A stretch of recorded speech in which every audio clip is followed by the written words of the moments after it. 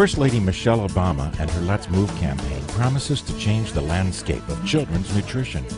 One of the primary goals is to ensure families have access to a dependable supply of inexpensive, healthy food, including fresh fruits and vegetables.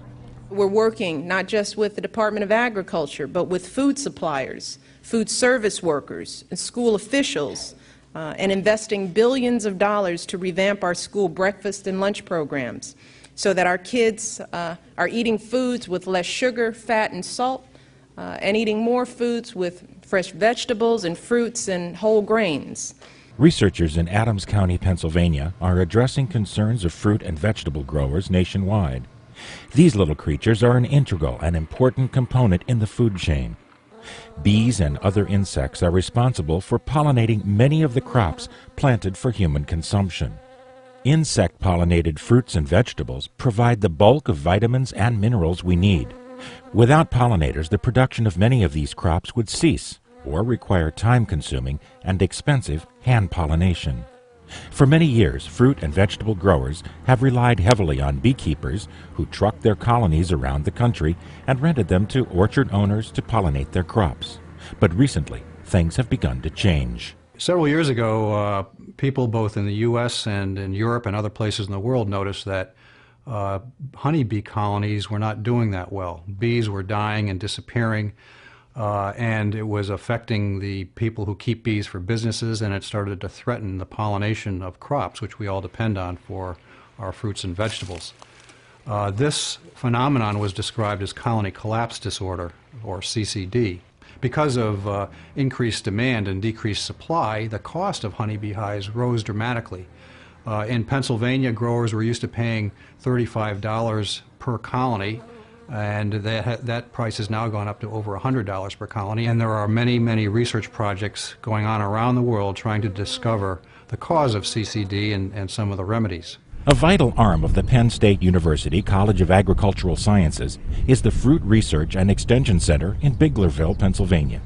Internationally, the FREC, as a collaborator with the Penn State Center for Pollinator Research, is at the forefront of research enhancing pollination of fruit crops in the face of CCD impacts on honeybees.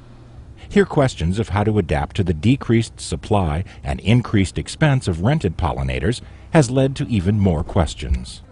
This increased cost and decreased hive quality has caused us to look at other species of bees that can supplement the pollination services that honeybees provide. By spreading our reliance for pollination on multiple species, we decrease the risk of having pollination failures. The primary researcher working on solutions in Adams County is Dr. David Binninger, a tree fruit entomologist and biocontrol specialist. His field of work makes him intimate with the behavior and health of fruit and vegetable pollinators. Although we understand honeybees fairly well, we've lived with them since the time of the Egyptians for thousands of years, many of these other pollinators, some refer to them as the forgotten pollinators, were here before the honeybees. Some of these are the bumblebees that you're familiar with, and some of them are these small solitary bees. There's a huge diversity of them. In our survey efforts with the Pennsylvania Department of Agriculture, looking at the diversity of bees in Pennsylvania, we have 450 species now, including several new undescribed species that we found in and around the orchards. The answer to the problem may have been buzzing around the orchards all the time. To help with funding the research, Drs. Binninger and Rajat applied for a grant to form a partnership with the U.S. Department of Agriculture, Natural Resources Conservation Service, or NRCS, and the Xerces Society, an international organization that seeks to protect and expand habitat for invertebrates. What we see in Pennsylvania, which we see in many other parts of the country, as agriculture intensifies, you see a decrease in the abundance and diversity of native bees that are there to potentially pollinate crops.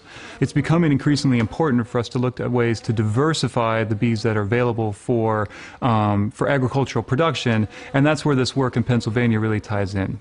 One of the drawbacks to relying more heavily on native pollinators is their limited range compared with the honeybees. Scale of the orchards is very important in pollination from native bees. Larger plots, since these bees only fly maybe a maximum of 300 yards, will have difficulties in a 100-acre field for the bees coming in from the edges to actually pollinate the whole field. Smaller blocks, say maybe of 10 acres, surrounded by suitable habitat, will have adequate pollination, maybe without any need for honeybees at all. So one of the solutions to addressing these declines in bees across diverse farm landscapes is to bring habitat, really fantastic bee-rich habitat, back into these farmlands. So that's the work that's being done here in Pennsylvania. This parallels work ongoing in California and Florida and Wisconsin and Michigan. The third partner in this triad is the local Pennsylvania NRCS office. The NRCS encourages farmers to participate in agricultural conservation activities. A lot of people don't realize the amount of food and other products, fiber products and things like that are related to pollinators in the landscape. They say roughly 1 out of every 3 bites of food that we eat relies on pollinators at some point during its growth or processing. And as a result, it's more important than most folks realize. What we're trying to do here is work with the producers to help them increase the numbers of native pollinators that they have, things that would occur naturally in the landscape. With the cooperation of federal and state agencies and local growers, Dr. Binniger and his colleagues are providing knowledge and equipment to help plant pollinator habitats on farms and orchards in the surrounding area. Their research will eventually prove invaluable to growers across the country and around the world. We're far from having all the answers to the questions. We have a number of objectives in the studies trying to fill in the gaps in our knowledge.